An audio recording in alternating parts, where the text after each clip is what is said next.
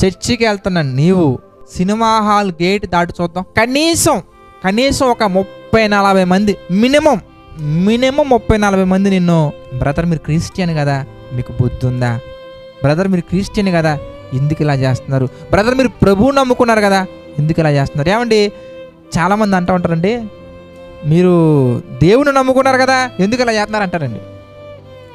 మీరు ఆలోచించినట్లయితే కనుక, మీరు యేసయ్యని నమ్ముకున్నారు కదా ఎందుకు సినిమాకి వెళ్తున్నారు, మీరు యేసు ప్రభువుని నమ్ముకున్నారు కదా సినిమాకి ఎందుకు వస్తున్నారు అని క్రిస్టియన్స్ కాదు అడిగేది, మిగిలిన వాళ్ళు కూడా అడుగుతారండి. నీవు యేసు ప్రభు వారిని అంగీకరించిన తర్వాత నీకంటూ దేవుడు ఇచ్చినటువంటి ఒక గుర్తింపు చూసారు ఎంత గొప్పగా ఉందో. మీరు ఆలోచిస్తే you are so special to God. ఎందుకంటే ఒకప్పుడు లోకానుసారంలో ఉన్నప్పటికీ దేవుడు నిన్ను ప్రేమించారు, కానీ దేవుణ్ణి అంగీకరించిన తర్వాత ఇంకా ఎక్కువ ప్రేమిస్తున్నారు. ఎందుకంటే నీ ద్వారా అనేక మంది జీవితాలలో వెలుగులు రావాలని, దేవుడు పిలిచిన పిలుపుకు తగినట్టుగా మీరు నడుచుకోవాలి.